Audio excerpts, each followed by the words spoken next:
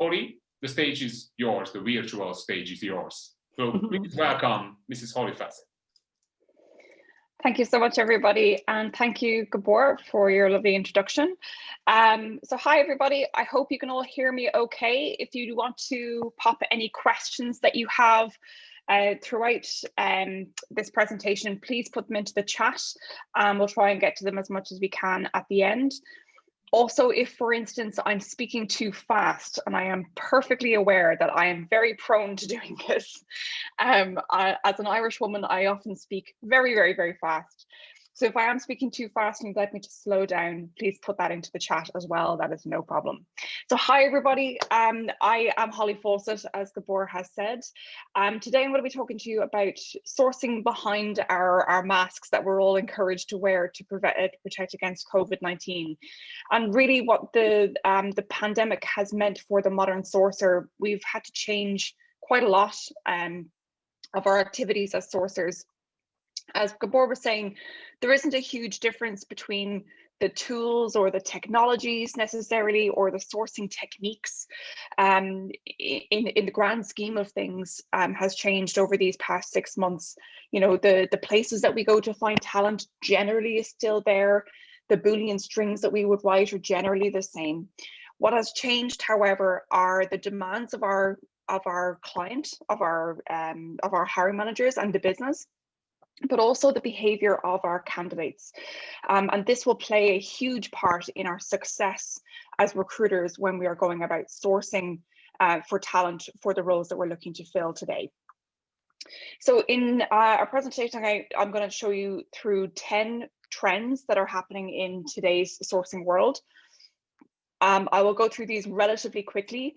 As I said, if you do have any questions on these or any other insights that you'd like to share then as well, please do put those into the chat. So I'll start with the first one about sourcing being harder. And unfortunately, it just is. And it's not that finding the talent is harder, because the talent is still on LinkedIn, the talent is still on Facebook, the talent is still on different job boards, for example. Talent is still there, but it is harder to recruit that talent.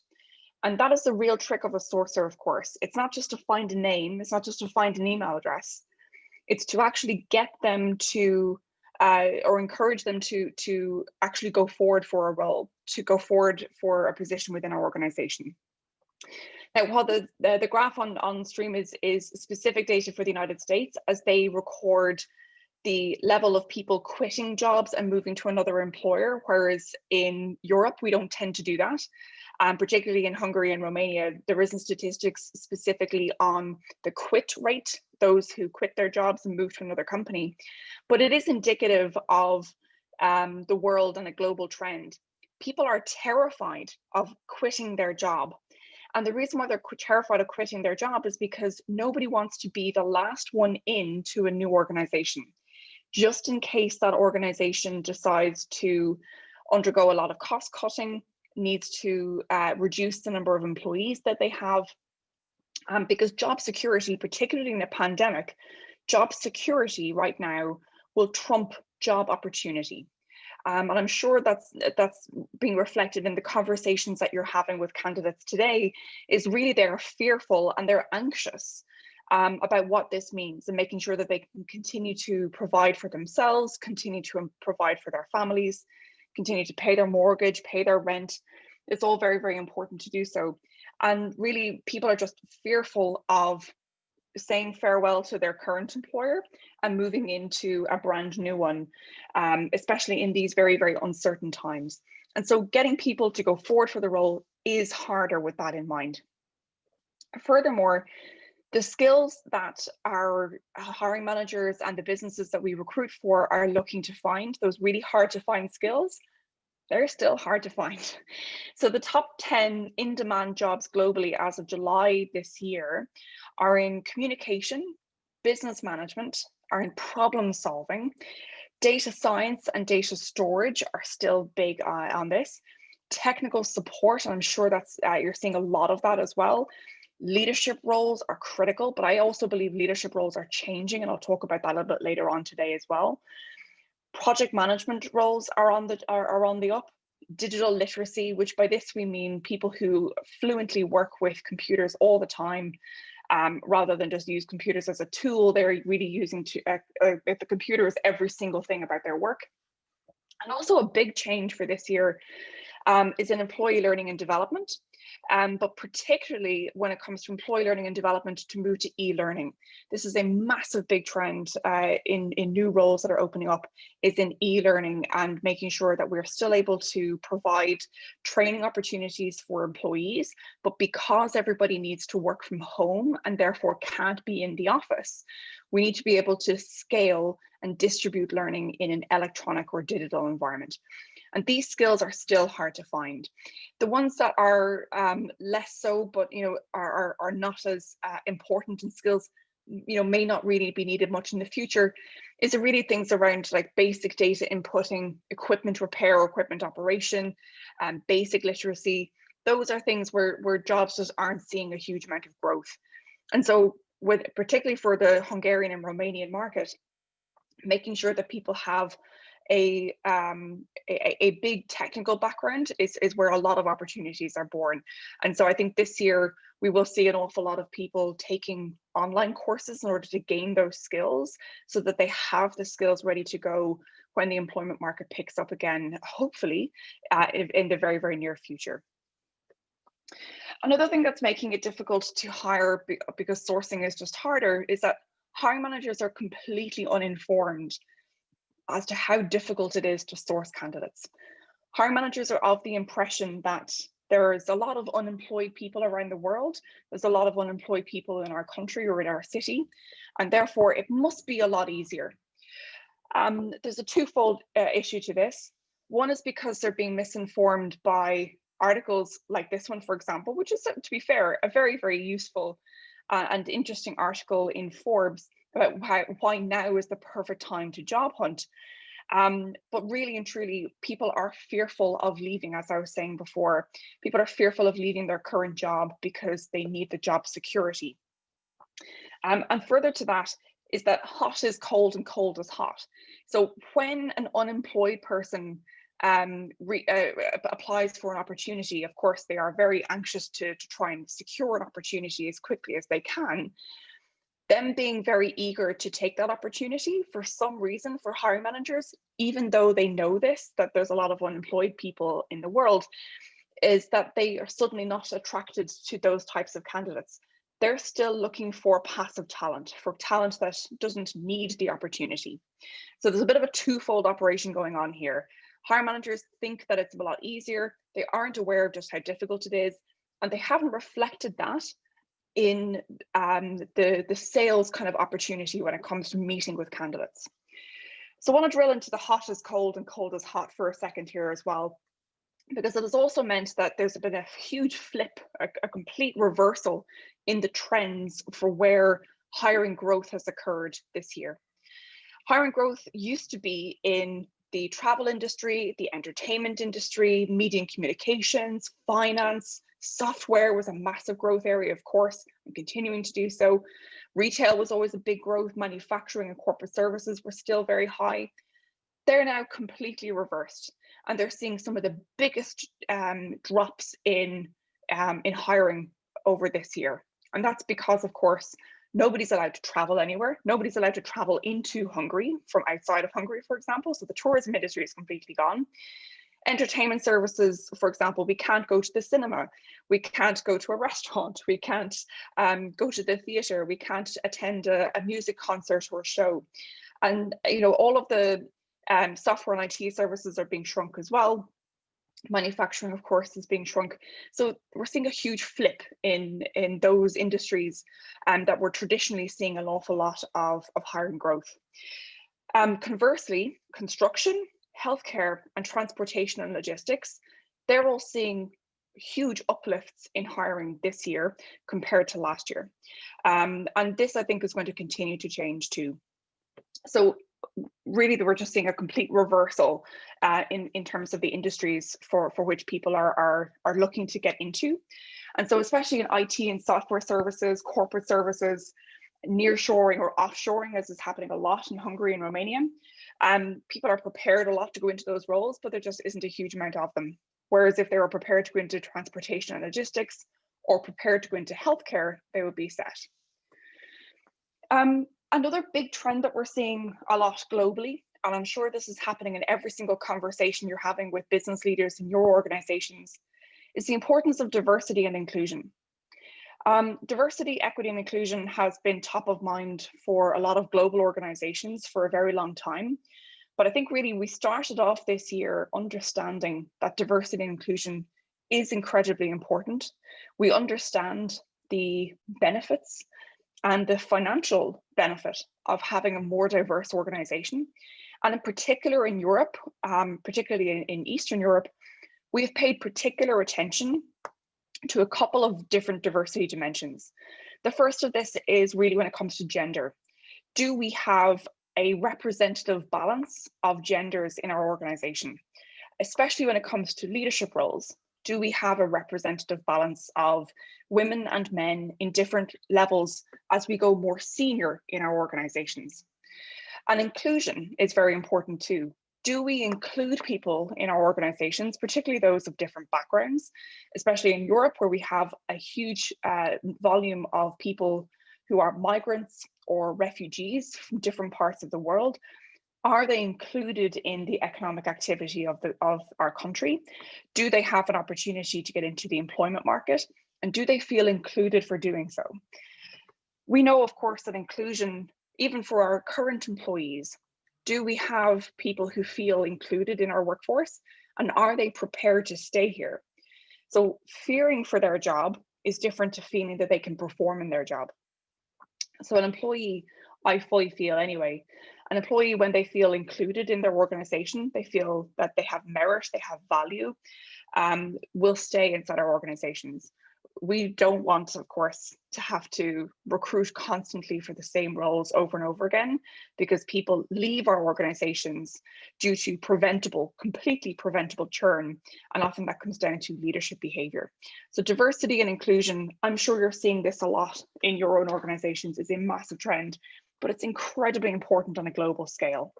And there's a lot of things that we can do to change this as recruiters. There's a couple of things in particular that you can do when you are sourcing candidates. And the first one comes to the slate of talent that you present to a hiring manager. Here's a really interesting thing about moving the needle on diversity, particularly when it comes to things like gender. So for example, if we present a short list of 4 candidates to our hiring managers, and there is just one woman on the shortlist, if she is alone on the shortlist, the likelihood that she will be hired is 0. What we found, and lots of research has been done on this in particular, and this is a particular example from the Harvard Business Review, is that when a woman is alone on the shortlist, there is a 0% chance that she will be hired. However, when a woman that there are 2 women on the shortlist and 2 men, so in other words, what we call a balanced slate, when there are 2 women and 2 men on the slate, there is a 50% likelihood of hiring a woman, as well as a 50% likelihood of hiring a man. So what's different here is the status quo. Women are seen to be not the status quo, whereas if there are more than 1 woman, more than 1 man, the status quo gets changed. And so the very subtle behaviors of hiring managers will change because women are seen as normal on a shortlist when there's more than 1 of them. What's really interesting in this particular statistic, as you'll see at the very top of the screen here, where there are 3 women and 1 man and 1 man. Interestingly, when a man is alone on the shortlist, there is still a 33% likelihood that he will be hired for that position. So where a woman is alone on the shortlist, there's a 0% chance that she'll be hired. But when a man is alone on the shortlist, there is still a 33% chance that he will be hired. So it comes down to our subtle biases within our businesses and what our hiring managers do. So it really is up to us as recruiters to try and make sure that we present as balanced a slate as we possibly can. So when it comes to your business's focus on trying to hire more women, for example, it's incredibly important just in the short list of candidates that we present to the hiring manager for interview. When we change the status quo on the slate, women are 79 times more likely to be hired, and non-white candidates, those from overseas, those from around the world, are 193 times more likely to get the job than if they were alone on the shortlist. This is all to do with that status quo, a very, very subtle change that we can make as recruiters to the candidates that we present for interview. Now, we're not suggesting that you put a woman or on the shortlist or a man on the shortlist with no good reason, of course. We still want to make sure that we're presenting a high quality shortlist. Trust me, there are high quality women, there are high quality non-white candidates to put forward for an opportunity in your business. But when they're alone on the shortlist, the likelihood that they'll be hired can be zero. So really, really keep that in mind when it comes to diversity and inclusion in your business. An interesting place to start when it comes to research for where do I find talent is to do with layoff lists. So there have been crowdsourcing since the very beginning of the pandemic, when it really started to hit businesses and their ability to trade.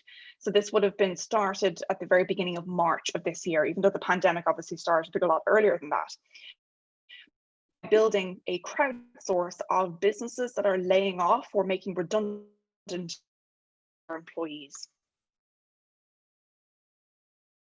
So, for example, go layoffs.fyi.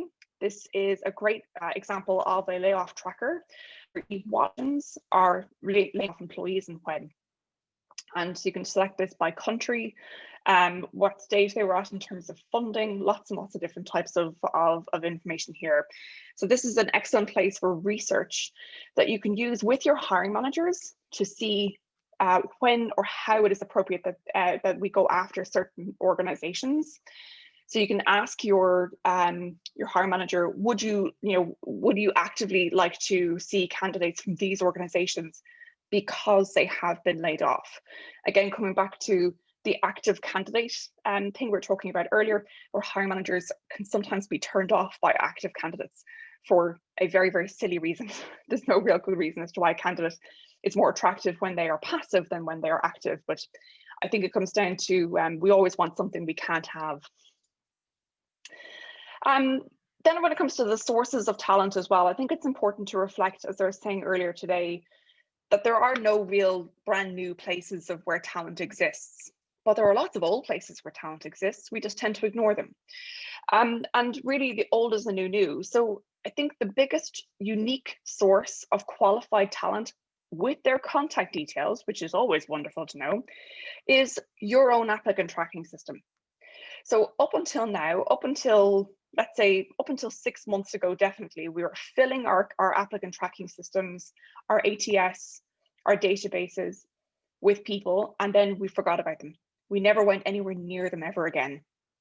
It's where, what we say, it's where CVs go to die. So no longer should your ATS be a CV graveyard. We feel that your ATS should be live. It should be constantly refined. It should be your first source of talent. There's a couple of reasons for this, of course, more so than the fact that you have their contact details, but secondly, you already have a relationship with this talent. You've already spoken to them in the past. They are aware of your organization. They're aware of your proposition. Even if they didn't get very far with you in the past, they could have changed. They could have taken an online course, like lots of us have over the course of this pandemic, and upskilled themselves. They may have gained new qualifications. They could have been participating in a really interesting project with their employer that suddenly made them more eligible for roles in your company. So don't forget about these candidates. Make sure that you go into your applicant tracking system and resurrect those CVs. Reach out to them, speak to them, understand where they've been over the past 6 months in particular, and where they want to go, and update these contact records in your ATS with those conversations that you're having. But also learn to source your ATS. Almost every single one of our applicant tracking systems that we use uses some form of Boolean logic. But if your ATS isn't terribly good at being able to find talent, make sure that you're doing something else with it. So you can tag those profiles, for example, come up with a tagging system between you and your colleagues that enables you to unearth those talent again for different types of roles. Put those candidates into a potential pipeline. So if you know that you're hiring for talent in a certain type of development software, a certain type of programming language. Maybe these are project managers, maybe these are manager roles. Make sure you tag them with their person contact record, and therefore you're able to unearth the tag really easily and find your list of talent really easily too. If your ATS absolutely does not allow you to do any type of searching whatsoever, go back to LinkedIn. You can do them, you can find these talent within your LinkedIn. Make sure you're making sure you're connected with them on your LinkedIn profile too. And then you can tag or add lots of notes within their LinkedIn profile as well that you can keep hidden. So you can use your LinkedIn database as essentially as a proxy for your ATS if it really doesn't allow you to source. But trust me, there is always a way to find talent within your ATS. Just make sure that it no longer is a CV graveyard. It should be a living, breathing source of talent. Another great source of talent is your own organization. Start at home. By this, we mean your internal talent. You can source internal talent in a couple of different ways. First of all is within your own HRIS, your own information system. If you can't source for talent within your own information system, you can source for them within LinkedIn. Simply go into LinkedIn, check the company is your own organization, and see what employees are there. From here, of course, you can have a look at all of the employees inside your organization and really try to get to the bottom of who in our organization has the skills that I'm looking for right now. Johnny is going to be speaking to you in about 5 minutes time purely on internal mobility and how to recruit internally and the different aspects you need to think of in lots and lots of detail, as I said, in 5 minutes. So I won't press on it too much here, but internal talent is all the rage right now. And that could be because you also don't have a budget to hire externally. And so you must seek candidates internally instead. But whether you have no budget or whether you just want to find great talent, internally is really where you should start to look. Another interesting source of talent are what we call boomerang hires. So a boomerang, obviously, if you throw a boomerang out into the air, it will come back to you. By a boomerang hire, we mean somebody who has left your organization and you would like to invite to come back into the organization. And the reason why that is because the grass is not always greener on the other side. When somebody has left your organization, sometimes it might be that they realize, you know what, I wish I didn't leave that job because it was great. I thought moving to another employer would be more interesting, but it didn't turn out to be that way. Or now I'm the last one in and suddenly my job is at risk. This is a really interesting article from the Economic Times based in India. And I think a lot of what they're saying here is actually is also very interesting particularly for Eastern Europe when it comes to nearshoring and offshoring. A lot of organizations who nearshore or offshore their IT departments, for example, their customer service departments, their business development departments, and have big centers of excellence within parts of Romania, within parts of Hungary, within lots of different parts of Eastern Europe. They are doing so now even more so because it still is more cost effective to do that in a nearshoring perspective than it is internally. And so hiring in nearshoring type of companies has gone up. So really, I think you should start looking at people who used to work for your organization and who have left and invite them to apply back into your organization. It's a wonderful source of talent who have a proven record in your organization and who may actually be very keen to come back to your company because where they are right now just isn't as good as they thought it would be. So it's definitely one to keep an eye on. Don't forget previous employees who used to work at your company. They are absolutely a wealth of talent and should be welcomed back into the company. And a last trend that I really want to focus on is around change in priorities.